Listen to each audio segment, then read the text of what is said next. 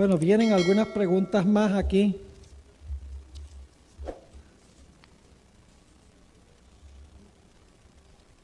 ¿En qué parte del espíritu de profecía está bien especificado lo del santuario?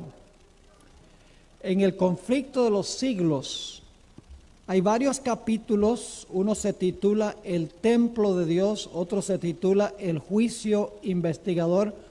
Está en la segunda parte del libro El conflicto de los siglos. También hay un libro excelente que se llama Jesús en su santuario. Tiene que ver completamente con la obra de Cristo en el santuario. Así que Jesús en el santuario, y también en el conflicto de los siglos hay varios capítulos que tienen que ver directamente con los servicios del santuario. ¿Es lícito que un adventista sea presidente? ¿Por casualidad estará hablando de Ben Carson?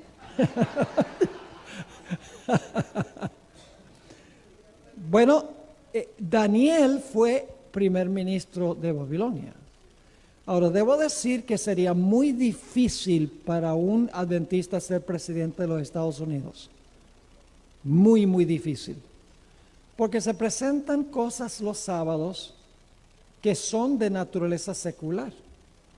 Por ejemplo, si se desarma una guerra en cierta parte del planeta o hay un ataque terrorista, el presidente no puede decir, bueno, esperemos hasta la puesta del sol y les voy a decir qué vamos a hacer. Además de eso, hay toda clase de reuniones y actividades que se programan los sábados que sería muy difícil para que un presidente observara el sábado. Ahora, en cuanto a Ben Carson, la gente pregunta, bueno, ¿y por qué Ben Carson se postuló para presidente? ¿Y cuáles son las implicaciones de su candidatura? Yo creo que Dios ha permitido esto con el fin de traer a la prominencia el mensaje de la Iglesia Adventista a nivel de todos los Estados Unidos. Ahora, muchos medios de comunicación lo van a presentar negativamente. Por ahí apareció un artículo en el blog Mother Jones, donde decía todo el concepto adventista de los eventos finales, de que los Estados Unidos va a repudiar su constitución, de que el Congreso va a hacer una ley dominical, de que los fieles los Estados Unidos los va a perseguir. Todo eso apareció en Mother Jones, que es una publicación en internet que es leída por muchas personas. Solo es cuestión de tiempo hasta que los medios de comunicación más grandes descubran esa escatología, esos eventos finales de la Iglesia Adventista, y entonces muchas personas van a decir, este tipo es un conspiracionista, eso nunca puede pasar en este país, y muchos lo van a ver negativamente, pero muchos van a buscar la oportunidad de averiguar más sobre el concepto que tiene Ben Carson, porque imagínense, Ben Carson no es ningún tonto. Ben Carson es un individuo refinado, de todos los candidatos, es el más refinado de todos. Él no pierde la paciencia, él no grita, él cuando habla de una forma razonable, comprensible, como alguien bien inteligente. Y la gente va a decir, si Ben Carson cree esas cosas, tan educado que es, bueno, vamos a investigar a ver de dónde viene eso. Creo yo que Dios va a usar esto como una oportunidad para traer a la prominencia los eventos finales en los cuales cree la Iglesia Adventista. Así la gente va a saber en cuanto a la ley dominical, va a saber en cuanto a la Constitución, etcétera. Y cuando vean que ocurre en los Estados Unidos van a decir, ve, Carson tenía razón. Porque con la candidatura de él, todos van a saber en los Estados Unidos, últimamente, cuáles son las creencias de él en cuanto a los eventos finales. Y es interesante que está en segundo lugar entre los precandidatos del Partido Republicano. En primer lugar está un candidato un tanto medio...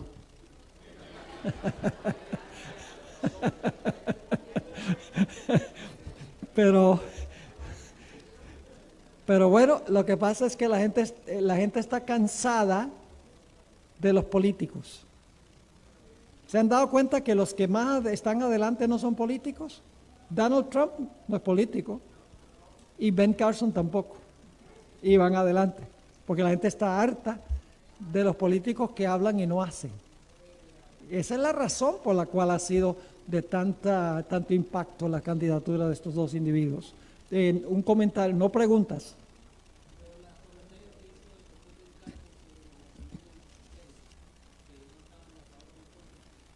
Sí, lo que él dijo es que él no definiría el matrimonio, o sea, él no está de acuerdo con el matrimonio gay, que se le llame matrimonio.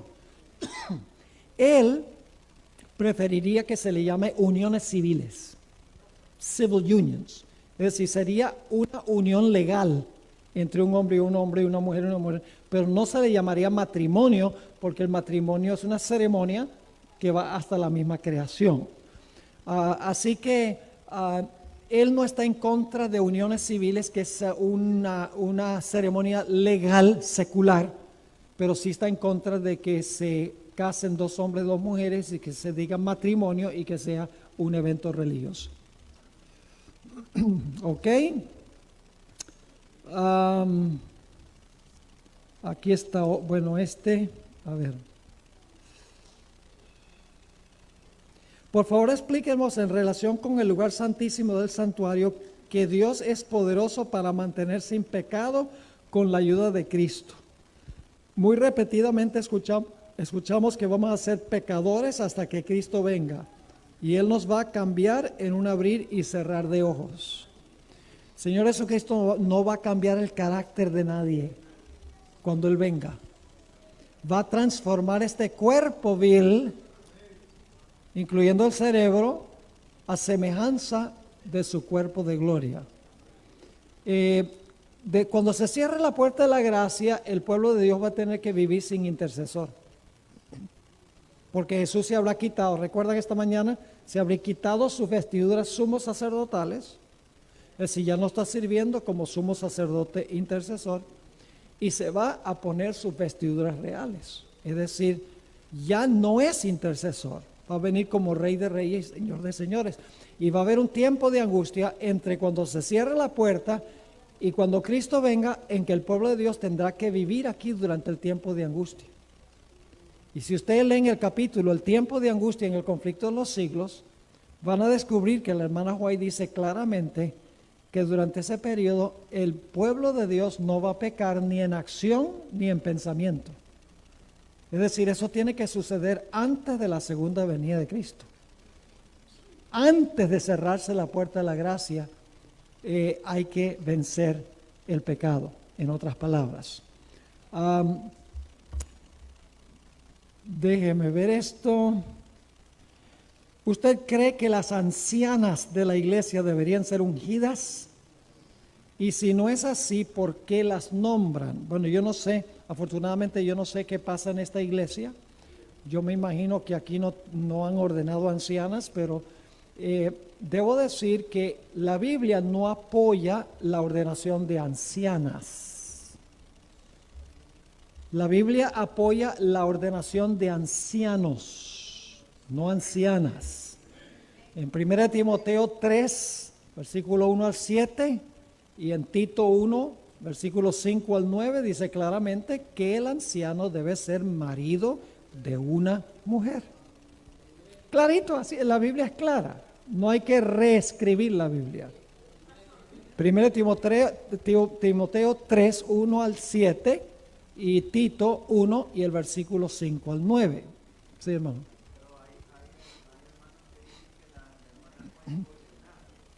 Ok, a eso vamos, paso por paso. En realidad, mire, este punto, muchos de ustedes saben que yo dediqué muchísimo tiempo a este asunto de la ordenación de la mujer. Escribí libros, escribí artículos, tuvimos simposios, prediqué sermones, porque me pareció algo supremamente importante. No solamente por la ordenación de la mujer, sino si se aprobaba eso por lo que viene después. Porque en las demás iglesias no adventistas, el primer paso es ordenar mujeres y luego el matrimonio homosexual, y luego viene un conflicto sobre la creación y la evolución. por la forma de interpretar la Biblia. Por eso le dedicamos tanto tiempo. Pero la hermana White nunca fue ordenada por imposición de manos. Nunca. Es más, en 1913, la secretaria de ella llenó un formulario y decía, había un lugar donde decía ordenada, había un tachón, donde decía ordenada sí o no y donde decía fecha. La hermana White no fue nunca ordenada. Nadie puede decir que fue ordenada ella, porque no fue. Ahora, permítame explicar algo que durante el almuerzo hoy estábamos hablando sobre esto. Nosotros no le hemos concedido a las diaconisas la plenitud de las funciones que deben cumplir las diaconisas en la iglesia. Les menciono que la hermana White solo menciona la palabra diaconisas una sola vez en todas las 100,000 páginas que escribió. Una vez usa la palabra diaconisas. Y les voy a decir en qué contexto usa la hermana White esa palabra diaconisas. El pastor A.T. Jones, un pastor prominente, un pionero prominente de la iglesia, estaba recibiendo mujeres para aconsejar las mujeres que tenían problemas con sus maridos y las estaba aconsejando. La hermana White le escribió una carta y le dijo, Pastor Jones, usted está fuera de lugar. Usted no debe estar aconsejando a las esposas de los hermanos de la iglesia. Ese trabajo le corresponde a las diaconisas de la iglesia. La única vez que usa la palabra diaconisas. La hermana White dice que las diaconisas deben ser consejeras para las jóvenes de la iglesia, las niñas de la iglesia. Deben ser un ejemplo, consejeras. Deben preocuparse por el bienestar de los pobres en la iglesia. Deben estar involucradas en la visitación de los enfermos de la iglesia. Deben reunirse con familias para estudiar la Biblia, dar estudios bíblicos. Ella dice que las diaconisas inclusive pueden hacer una obra más eficaz que el ministro entre esas familias. Pero ¿qué hacemos nosotros con las diaconisas? Son las que le echan el jugo al vasito. Y preparan el pan de la Santa Cena. No estamos usando las diaconisas como debe ser. Ahora, ¿debemos ordenar diaconisas? No. ¿Pero debemos imponerle las manos? Sí. ¿Y usted qué es eso? Si le imponemos las manos, ¿eso no es ordenación? No, señor. Yo investigué en los escritos de la hermana White, donde ella usa la palabra ordenar, ordenación, la usa solo para la ordenación de ministros pastores masculinos. Nunca usa la palabra ordenación para diaconisas o para médicos. ¿Saben que la hermana White dijo que también se le debían imponer las manos a los médicos misioneros adventistas? Y explicó que la razón por la cual se le debía imponer las manos es porque al consagrarlos al Señor se iban a sentir menos propensos a salir a trabajar por su cuenta para ganar plata, porque se dedicaron fue al Señor. Pero cuando la hermana White habla de las diaconisas y cuando habla de los médicos misioneros, nunca usa la palabra ordenación. Dice que se deben separar por la imposición de manos. Pero cuando se trata de pastores, ministros y ancianos, ella usa la palabra, se le debe imponer las manos en ordenación. Así que es diferente el asunto de separar a alguien como médico misionero, separar a alguien como diaconisa, que separar a alguien para el ministerio sagrado. Eso es sencillamente lo que dice el Espíritu de Profecía. Y en la Biblia, los ancianos y los pastores eran de género masculino. No es un concepto machista. Ay, ¿por qué las mujeres no pueden? Porque Dios ha llamado a las mujeres con otra función. Sencillamente. No son inferiores, no son menores, no son menos importantes, no, tienen una función distinta. Las mujeres deben ser diaconisas, los hombres deben ser diáconos, cada uno cumpliendo su respectiva función. ¿Me quería decir algo, hermano?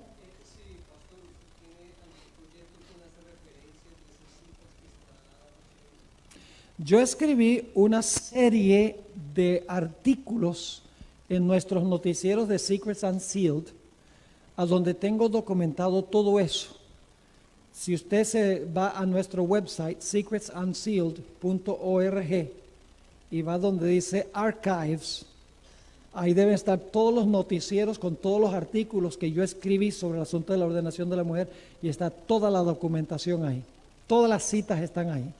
Y muchas más que las que yo mencioné. ¿Diáconos?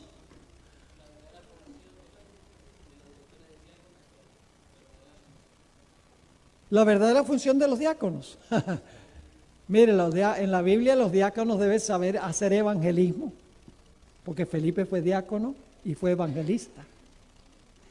Deben también visitar a los enfermos, deben oficiar en la Santa Cena, deben ayudar en los bautismos, deben poder visitar a los enfermos, deben supervisar la obra de las diaconisas. Es decir, las diaconisas están bajo el liderazgo de los diáconos en la iglesia. Así fue en la iglesia primitiva. O sea que los diáconos también deben poder dar estudios bíblicos, deben participar en la visitación pastoral, mucho más de lo que nosotros estamos haciendo. Hoy en día los diáconos son los que recogen la ofrenda. ¿Cómo? Mire, hay un libro que yo tengo, no recuerdo exactamente el nombre, pero si ustedes me dan su correo electrónico, yo les puedo mandar el nombre. Una disertación doctoral que escribió un pastor que vive en Oakwood Adventist University, donde él escribió específicamente sobre la labor de la diaconisa en la iglesia. Es un libro tal vez de unas 150, 160 páginas. Y cuando yo leí ese libro, yo dije, las diaconisas y los diáconos no están haciendo ni el 10% de la obra que Dios quiere que hagan. Y por eso tal vez la iglesia no funciona como debería funcionar. Así que si me manda un correo electrónico con esa petición, yo le voy a decir cuál es el nombre del libro y dónde lo puede conseguir. ¿Cómo? Puede mandar, bueno, Pastor Bor, BOHR, @ Secrets Unsealed, Secrets en plural, Unsealed, UNSEALED.org. OR de Roberto, ORG. Bueno, tenemos que continuar contestando estas preguntas porque ahora veo muchas manos levantadas y estamos rompiendo las reglas que establecimos al comienzo. La culpa es mía porque permití el comienzo del proceso.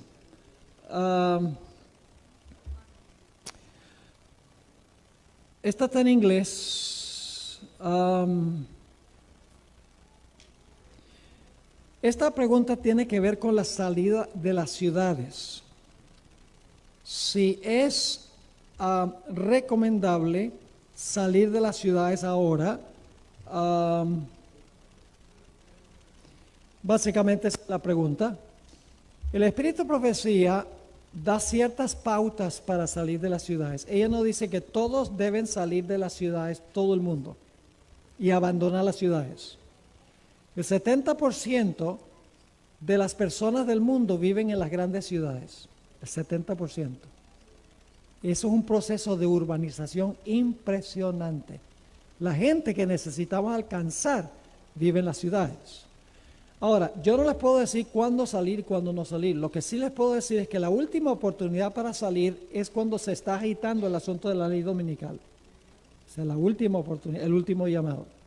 Pero la hermana White dice que si se hace antes de eso, digamos, si usted tiene alguna propiedad en el campo o algún familiar tiene una propiedad en el campo, que eso será una ventaja porque tienen un lugar a donde ir. Ahora, ella dice que si usted va a ir al campo, hay ciertas cosas que necesita tener. Número uno, necesita saber sembrar,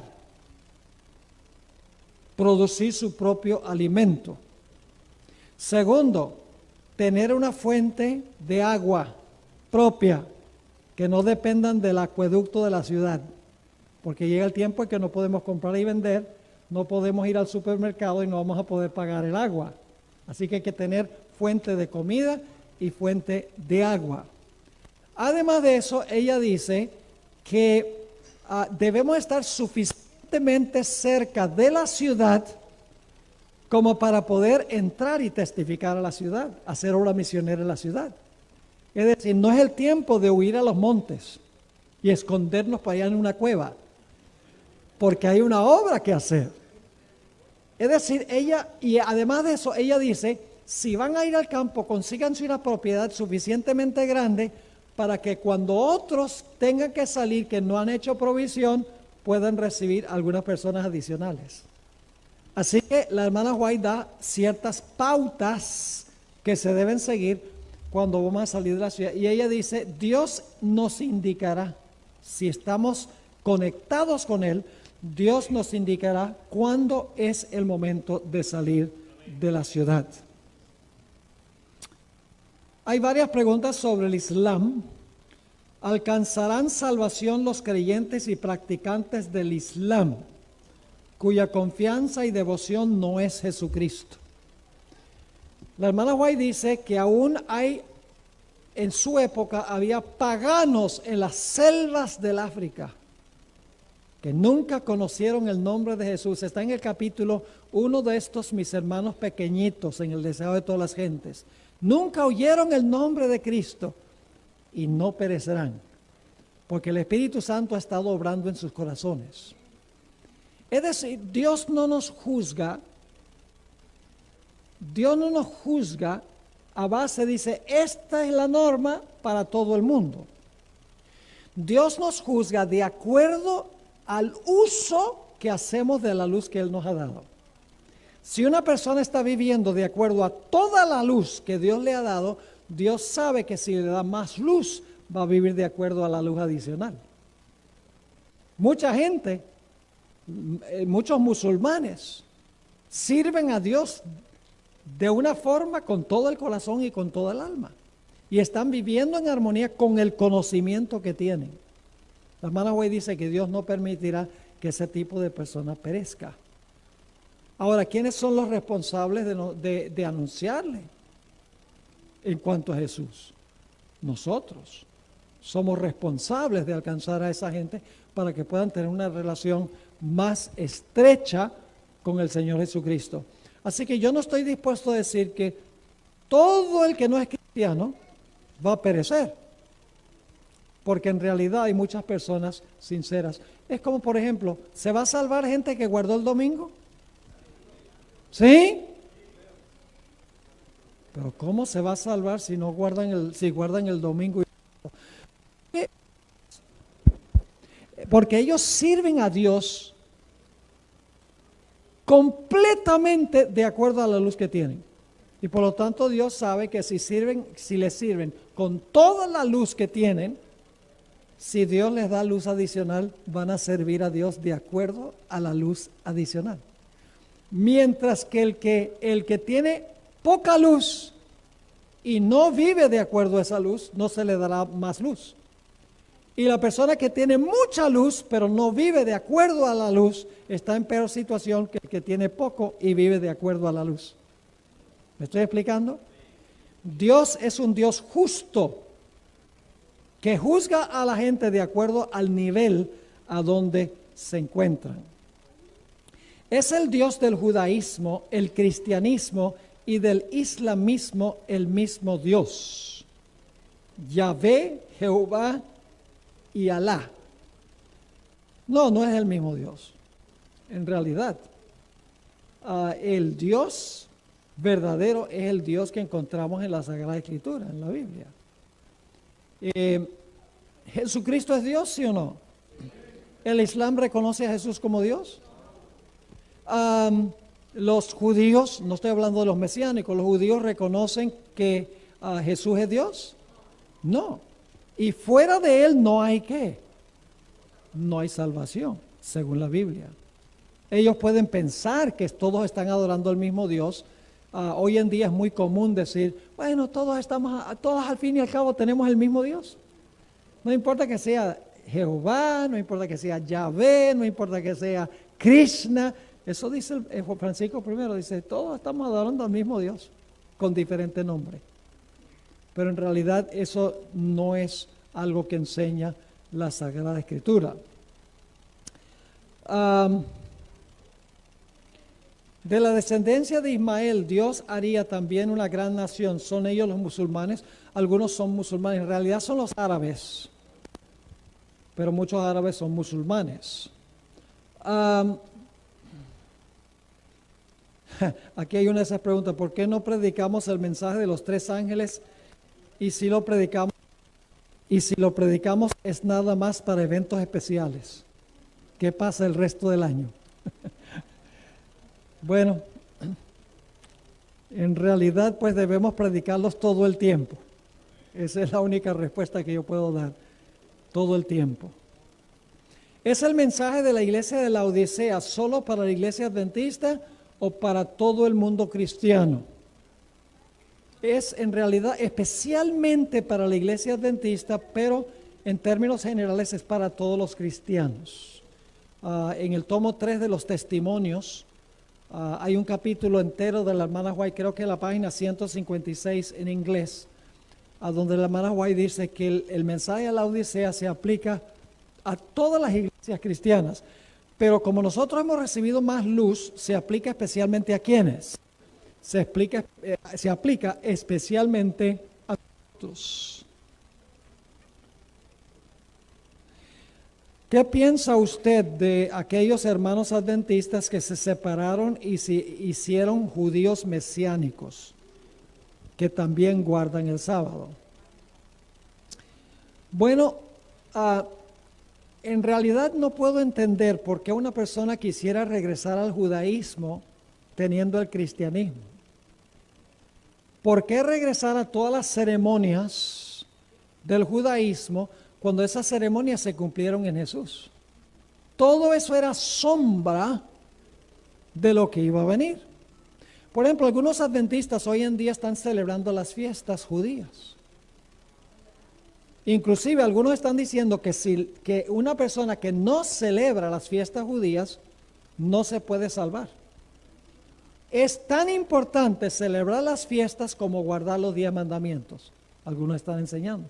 Yo recibo cada rato panfletos y papeles y cartas de personas adventistas que dicen que es una obligación guardar las fiestas judías. Es decir, hay que celebrar la Pascua, hay que celebrar el pan sin levadura, primicias, el Pentecostés, etc. Pero mis hermanos y hermanas, todo eso se cumplió. Cristo es nuestra Pascua. Cristo es nuestro pan sin levadura, que no tuvo pecado. Cristo es las primicias, dice Pablo en 1 Corintios 15 y el versículo 20. El Pentecostés ya ocurrió. La fiesta de trompetas ya ocurrió. Estamos en el día de la expiación. Lo único que falta es la fiesta de tabernáculos, que se va a celebrar cuando nosotros estemos 1000 años en el cielo. Pero ¿por qué vamos a empezar otra vez a celebrar las fiestas judías si las fiestas judías ya cumplieron su objetivo, ya cumplieron su misión? La hermana White dice que si celebráramos la Pascua sería un insulto a Jehová. ¿Por qué? Porque ya la realidad vino. ¿Por qué volver a las sombras si tenemos la realidad? Así que yo no puedo comprender cómo un adventista puede encontrar más luz en el judaísmo, ya sea mesiánico o no, que conseguirlo dentro de la iglesia adventista, donde tenemos tanta luz, hermanos y hermanas, muchísima luz. ¿Por qué dice la Biblia que Dios hizo un pacto con el hombre de no destruir la humanidad? Y dice que en la segunda venida será destruida la humanidad. Nunca prometió que no iba a destruir la humanidad. Prometió que no iba a destruir la humanidad a través de un diluvio. Es decir, no iba a haber otro diluvio universal. Es lo que prometió. Por eso uno tiene el arco iris. Así que esa pregunta se contesta fácil, porque en realidad no es que no va a destruir a todo. Es más, Jesús dijo, como en los días de Noé, así será la venida del Hijo del Hombre. Pero en los días de Noé fue un diluvio de agua, mientras que al final de la historia será un diluvio ¿de qué? Un diluvio de fuego, exactamente. ¿Por qué se le llama a Jesús Hijo unigénito? ¿Qué significa unigénito? En realidad, la palabra unigénito, monogenes en griego, significa un hijo único en su género. Sí, es decir, no hay otro como él. Es el único. Unique, tenemos la palabra en inglés. Unique. Es un hijo en un sentido especial, diferente que nosotros. No hay más sino uno solo de esos. Nosotros somos hijos por creación y por adopción. Los ángeles son hijos de Dios por creación también. Pero Jesús es el Hijo unigénito de Dios en un sentido diferente y especial. Por eso se le llama el Hijo unigénito. ¿Por qué el mar no existirá más? Según Apocalipsis 21:1. Bueno, si uno lee el Espíritu de Profecía, uno se da cuenta que en el mundo que Dios creó originalmente no habían los grandes cuerpos de agua que conocemos hoy. Había más bien como lagos grandes. Pero el planeta no estaba cubierto casi completamente por agua, como hoy en día, y agua salada. Lo que quiere decir Juan es que en el futuro no va a haber los grandes mares que tenemos hoy que separan a personas. Porque ¿dónde estaba Juan cuando escribió eso? En Patmos, aislado. Yo me imagino que él estaría mirando hacia el mar y dice, el mar no será más, no va a haber más separación de una persona, de otra persona, sino que todos vamos a habitar juntos cerca uno del otro. Todo ojo le verá es literal o simbólico, es literal, porque la segunda venida de Cristo es ¿qué? Es literal. A ver. Alguien quiere, si es literal, el que está en el otro polo opuesto, ¿cómo lo va a ver?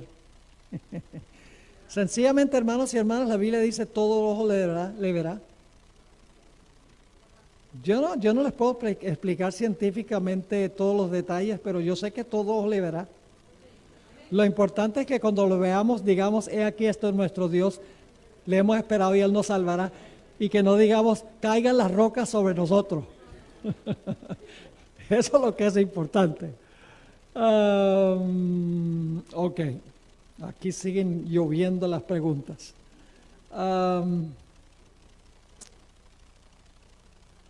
¿Cuál debe ser nuestra actitud cuando parece que la ley dominical parece que viene y muchos dicen ya viene y no viene nada? ¿Cómo mantenernos en el equilibrio? ¿Cómo podrías armonizar aquello que dice la hermana White? Los planes de Dios no conocen ni premura ni demora. Bueno, permítame explicar algo. Elena G. de White dijo que nosotros potencialmente podríamos apresurar la segunda venida. Ahora, ¿cómo podemos apresurar la segunda venida si Dios ha establecido un día y una hora? La hermana White dice que Cristo podría haber venido poco después de 1844. Entonces, ¿cómo explicamos que si podría haber venido poco después de 1844, no vino, ¿será que Dios entonces postergó la fecha de su venida a la luz de que los mileritas no entendieron ni aceptaron? No. Dios sabe cuándo la iglesia va a estar lista y ha fijado una fecha. Pero Dios al mismo tiempo dice que si la iglesia antes de eso hubiera aceptado la preparación necesaria, Dios hubiera puesto otra fecha. ¿Me están entendiendo lo que estoy diciendo? Es decir, Dios sabe la fecha cuando va a ser la segunda venida, porque sabe cuándo la iglesia se habrá preparado. Pero si la iglesia se hubiera preparado antes, entonces Dios hubiera establecido esa fecha. Así que no es que Dios corre la fecha y dice, bueno, después de 1844 yo quería venir, pero entonces como no se prepararon, yo voy a correr la fecha. No, lo que está diciendo es que tiene una fecha, pero Él sabía que la gente antes de eso no iba a estar lista. Pero si hubiera estado lista, pudiera haber ¿qué cosa? Pudiera haber venido Jesús antes de eso.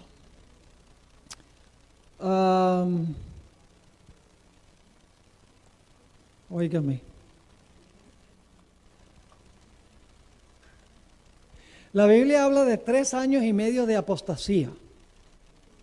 También hubo 3 años y medio de hambre en los días de Elías. Hubo también 3 años y medio de persecución durante la Edad Media. Entonces, ¿será posible que nosotros afrontemos también 3 años y medio de tribulación al final de este mundo? En realidad, la respuesta a esa pregunta es no. En el Antiguo Testamento, en los días de Elías, estamos nosotros tratando con tiempo literal. En el Antiguo Testamento, las profecías que se cumplen en el Antiguo Testamento tienen que ver con tiempo literal. 400 años en Egipto, literal. 7 años de la locura de Nabucodonosor, literal. 70 años en Babilonia, literal. 3 años y medio que no llovió en los días de Elías. Santiago 5 dice literal. Porque los periodos de tiempo que se cumplen en el Antiguo Testamento son literales. Pero cuando se mencionan periodos de tiempo en el Antiguo Testamento que se cumplen en el periodo del Nuevo Testamento, son simbólicos. Por ejemplo, tiempo es la mitad de un tiempo. Ese es tiempo simbólico. Porque está en un marco profético, futuro. 2300 días. Eso no son días, ¿son qué? Son años. 3 días y medio de la Revolución Francesa. Apocalipsis 11. 3 años y medio. Entre 1793 y 1797. Es decir, los periodos, las profecías que tienen periodos de tiempo en el Antiguo Testamento, literal, tiempo literal. Cuando se encuentra en un marco profético que anuncia eventos del futuro, los periodos de tiempo son simbólicos. Es un principio muy sencillo en realidad de comprender. ¿Por qué el sábado comienza de puesta de sol el viernes a la puesta de sol el sábado? Bueno, hay 2 textos que me vienen a la mente. Uno dice que cuando Dios creó este mundo fue la tarde y la mañana del día primero. Es decir, la tarde viene antes de la mañana, la parte oscura viene antes de la parte clara. Lo cual significa que ahorita mismo es domingo en la noche. Dice usted, ¿qué? Es sábado en la noche. No, bíblicamente es domingo en la noche. Porque la parte oscura del domingo viene primero. Mañana es domingo de día. ¿Me explico? La tarde es cuando se oculta el sol. Un momento le voy a leer un texto. La tarde es cuando se oculta el sol, la mañana es cuando se levanta el sol. Fue la tarde que comienza la parte oscura del día y la mañana que comienza la parte clara. Luego cuando se pone el sol, es la tarde del siguiente día. Noten Marcos 1:32. Marcos 1 y el versículo 32 es uno de los textos claves. Dice allí: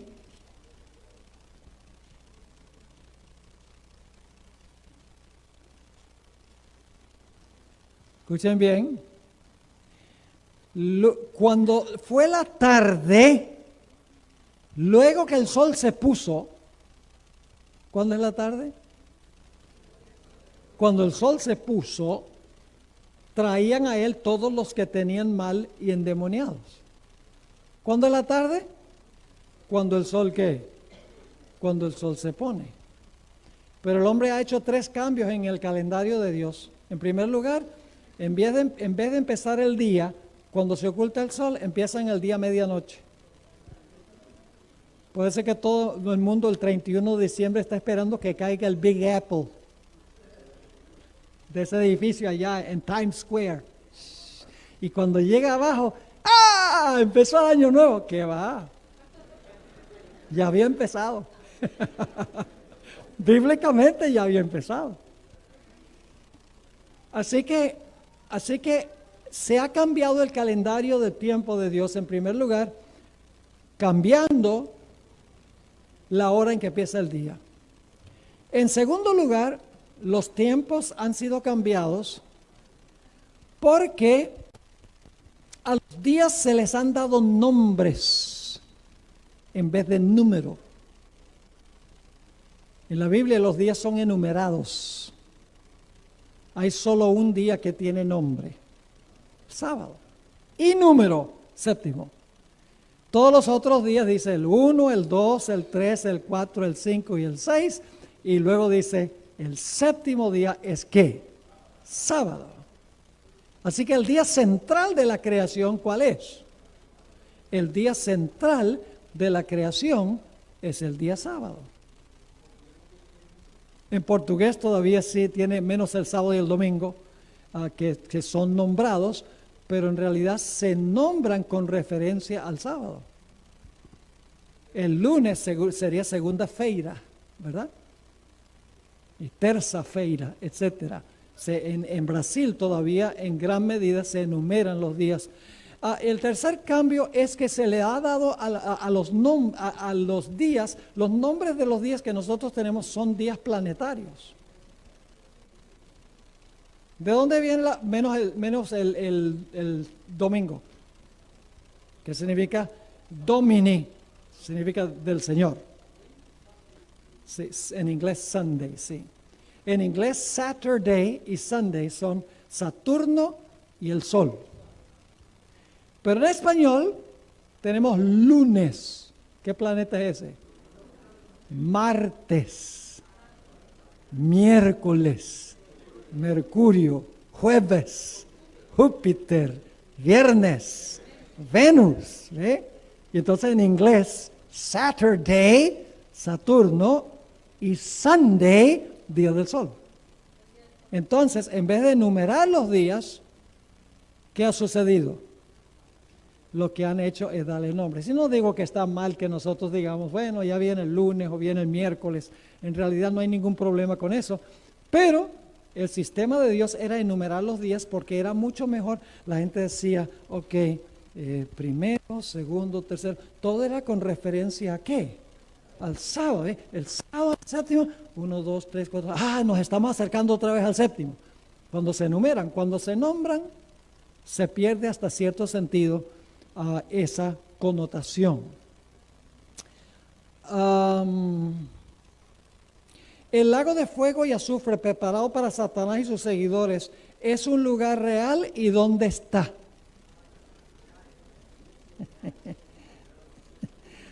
Todavía no está. Es fuego muy literal. Muy literal. Tanto la Biblia como el Espíritu de Profecía indican que es fuego literal. Se compara con el fuego que cayó sobre Sodoma. Como en los días de Sodoma, dijo Jesús, cayó fuego.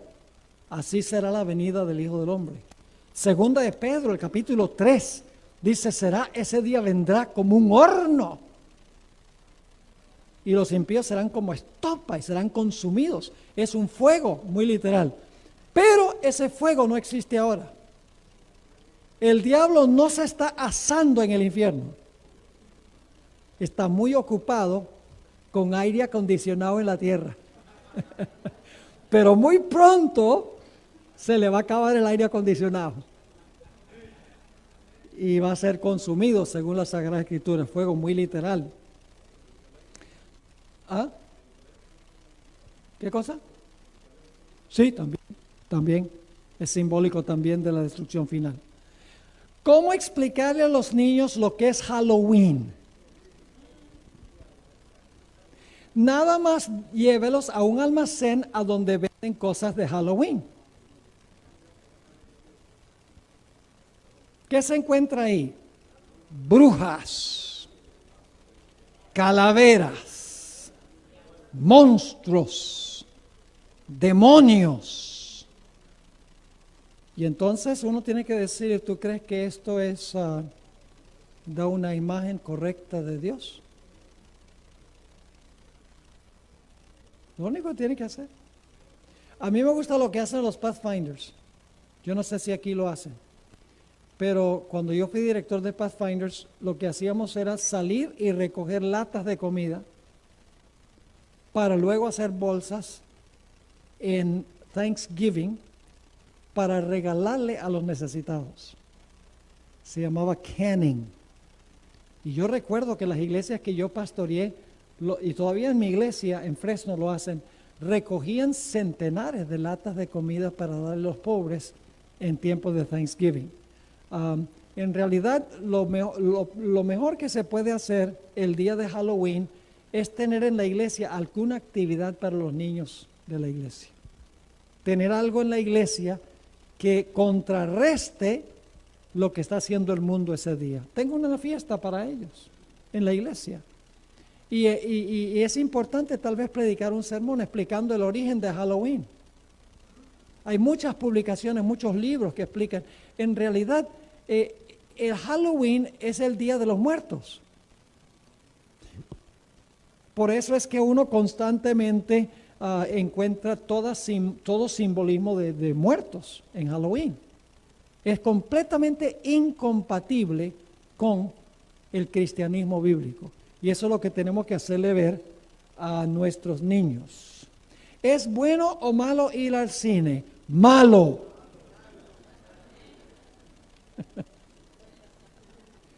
Déjame preguntar esto.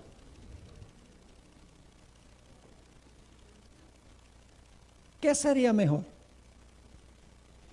¿Ir a ver una película en el cine por 3 horas o leer la Biblia por 3 horas? Honestamente, ¿qué sería mejor para nuestra experiencia con el Señor? Si usted me dice ir al cine, voy a tener que orar por usted. Vamos a tener que hacer bandas de oración. 1000 veces sentarse a estudiar la Biblia. Entonces, ¿para qué vamos nosotros a desperdiciar nuestro tiempo viendo películas? Mire, Hollywood ya no produce nada bueno. Nada. Entonces, en vez de dedicar todo nuestro tiempo a ver esas películas violentas, etcétera, es preferible llenar nuestra mente de cosas positivas. Sí. Versículo, le puedo dar muchísimos versículos. 2 Corintios 3:18. Nosotros mirando a cara descubierta como un espejo, la gloria del Señor, somos transformados de gloria en gloria a su misma semejanza. Usted llega a ser lo que contempla. Como lo que usted come lo hace físicamente, lo que usted ve y oye lo hace espiritualmente. Y hay otros versículos, Romanos 12:1 y 2, donde dice que debemos ser renovados por la renovación de nuestra, ¿qué? Transformados por la renovación de nuestra mente. Sí. Oh, definitivamente. Tampoco traer el cine a la casa. Porque algunos jóvenes dicen, mis padres dicen, no me dejan ir al cine, pero ahí están viendo las películas en la casa. Es la misma cosa. Lo que pasa es que por muchos años nosotros los adventistas le decíamos a los jóvenes que no vayan al cine por el lugar. El problema no es el lugar. El problema es lo que hay en el lugar. Eso es lo que realmente contamina, porque contamina el cerebro, contamina la mente. ¿Cómo?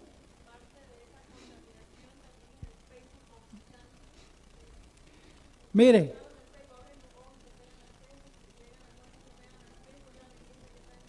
sí, cualquier cosa que se hace en exceso es intemperancia. Y eso incluye Facebook, incluye el Internet, incluye Twitter, incluye WhatsApp, incluye todas estas cosas que se han inventado, que son muy valiosas, muy útiles, pero en realidad en exceso, todos los excesos son malos. Hay que ser moderado. Por esa razón, yo tengo un Facebook y tengo miles de amigos y nunca he abierto el Facebook. Tengo alguien en la oficina que hace exclusivamente mi Facebook y cuando hay cosas allí que la gente hace preguntas o que hay ciertas cosas que yo tengo que manejar, esa persona me refiere a mí eso, porque yo podría literalmente pasar 24 horas al día, 7 días a la semana en Facebook. Literalmente. Pero tengo muchas otras cosas que hacer. Tengo, por ejemplo, que escribir artículos sobre la ordenación de la mujer.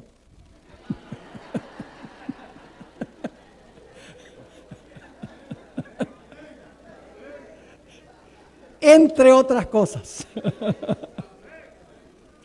Aquí hay otra. Profecías con referencia al jubileo que menciona el Papa Francisco y otros evangélicos son bíblicos. A mí me parece que el Papa Francisco debería hacer lo que hizo Don Francisco. Jubilarse.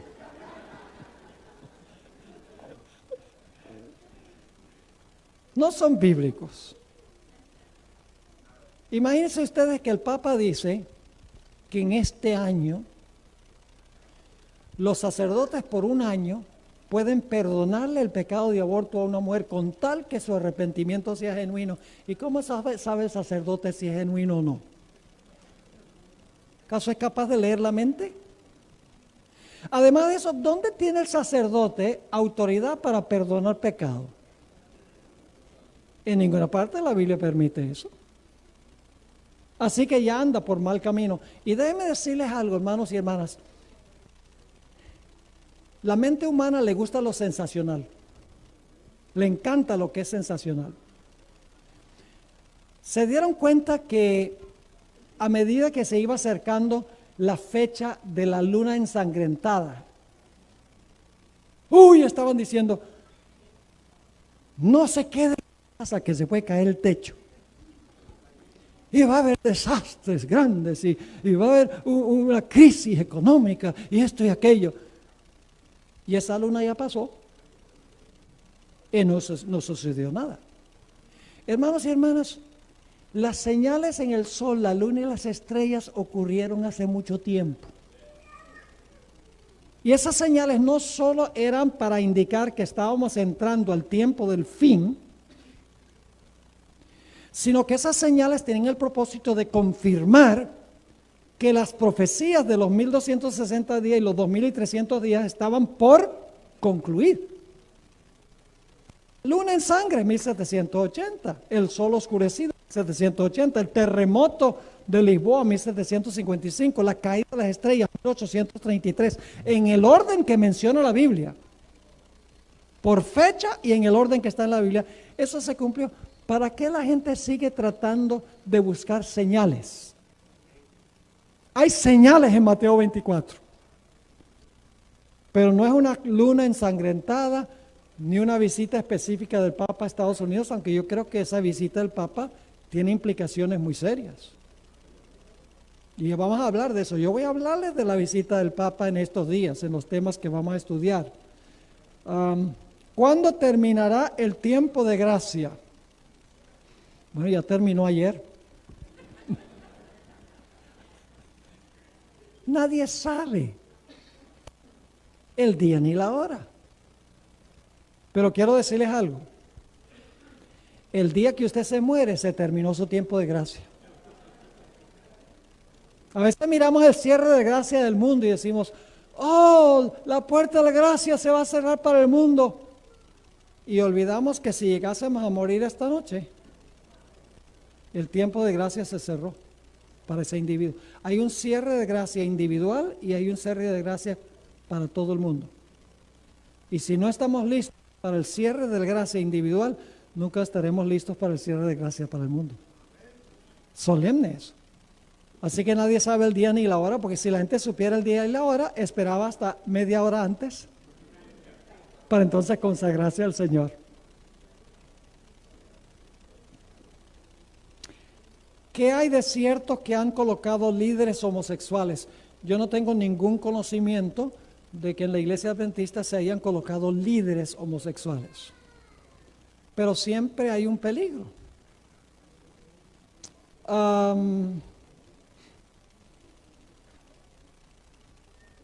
Pastor, ¿puede extenderse hasta las 6:15?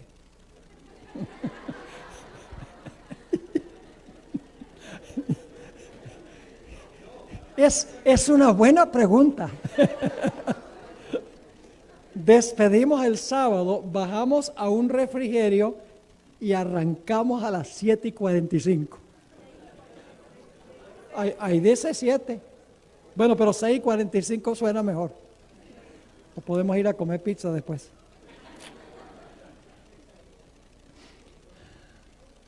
¿Serán los judíos perseguidos como los adventistas por ser guardadores del sábado? Tendrán que decidir si van a guardar el sábado o no. Pero el mero acto de guardar el sábado no es suficiente. Tiene que ser el sábado conectado con Jesús, conectado con el Señor Jesucristo. Y la hermana White dice que miles y miles de judíos poderosos en las Escrituras, cuando llegue el momento de la ley dominical, dice que tomarán su lugar en el pueblo remanente de Dios. Sé que no se debe comer comida inmunda, cerdo, etcétera. Pero ¿por qué ese es el caso si no se siguen las otras leyes? Porque hay leyes ceremoniales, pero esa era diferente. Era diferente porque las leyes ceremoniales, las otras leyes ceremoniales, no tenían que ver con la higiene y con la salud. El no comer carne de cerdo es una ley de la salud. El no comer grasa es una ley de la salud. El no comer sangre es una ley de la salud. No solo es ceremonial, sino es moral, porque tiene que ver con el cuidado del cuerpo humano. Yo pregunto, ¿el cochino es igual de cochino ahora? ¿El cochino hace igual de daño ahora que hacían en el Antiguo Testamento? ¿O es que se convirtió el cochino? ¿Por qué creen ustedes que se llama cochino, marrano y puerco? Porque eso es. ¿Por qué queremos comer algo que es puerco? Que nos hace daño, que es marrano.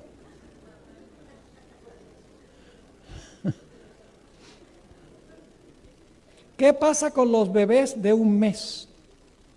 ¿Se salvan o se pierden? No sé.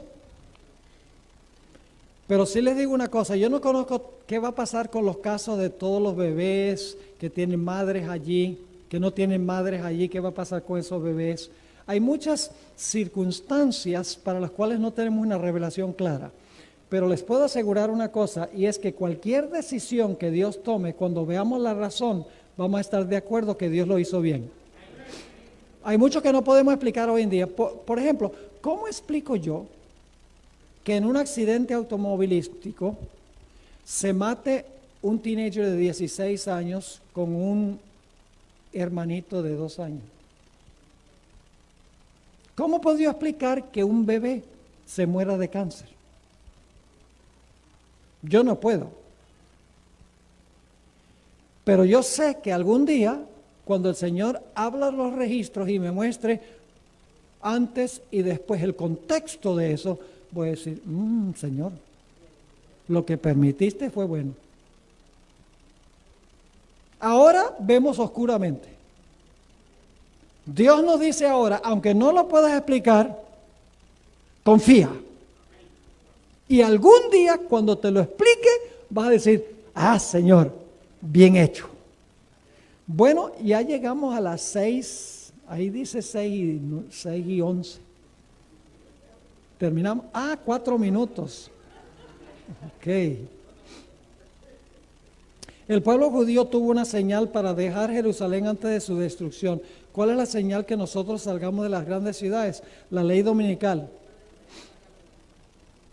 ¿Es necesario ser vegetariano para ser salvo?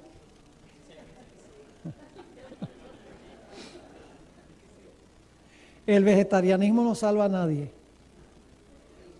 Pero una persona que ama a Jesús y quiere cuidar de su templo, va a vivir como Dios quiere que viva.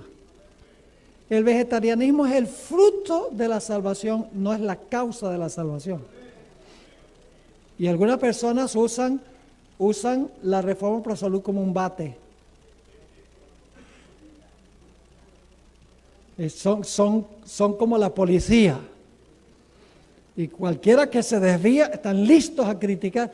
Y lo que están haciendo es devorando carne humana, que es un peor pecado que devorar carne animal. Tenemos que permitir, yo creo que, hermanos y hermanas, cuando leemos el Espíritu de Profecía, yo creo que es claro que Dios quiere que nosotros tengamos una dieta como la que hizo en el Edén. Siendo sinceros y honestos, eso es lo que quiere Dios. Dios sí permitió un plan B, que comieran cierta clase de carnes limpias. Pero escuchen bien, tenían que sacarle toda la sangre y toda la grasa. Hoy en día los que comen carne no hacen eso, porque el bistec tiene sangre y tiene grasa también. Así que, aunque comemos carnes limpias, yo no como, pero aunque la gente come carnes limpias, está violando porque está comiendo la sangre y está comiendo también la grasa. Dios mandaba sacarle toda la grasa y toda la sangre, pero entonces ya no tiene sabor. Se dice, yo no quiero comer eso. Bueno, gloria a Dios, un buen incentivo para hacerse vegano, si no sabe a bueno. Dios no quiere que regresemos a un plan B, Él quiere que regresemos al plan A. Cuando vinieron los líderes religiosos judíos, le dijeron a Jesús, ¿se puede uno divorciar por cualquier causa? ¿Jesús qué dijo? Jesús dijo, mire, no se pueden divorciar y casar de nuevo, al menos que sea que una persona adulta. Y entonces ellos inmediatamente dicen, ¿y por qué razón entonces Moisés nos dijo que podíamos dar carta de divorcio? Jesús dijo, por la dureza de sus corazones. Mas al principio no fue así. El ideal de Dios no es el plan B, es el plan A. Al principio no fue así. Y eso tiene que ver con el sábado, con el matrimonio, con las funciones de hombres y mujeres en la iglesia y en el hogar, y tiene que ver también con el asunto de la dieta. Significado teológico de Mateo 24:14 es que el evangelio se debe predicar a toda nación del mundo. Y entonces vendrá el fin. Bueno, ya el tiempo se acabó.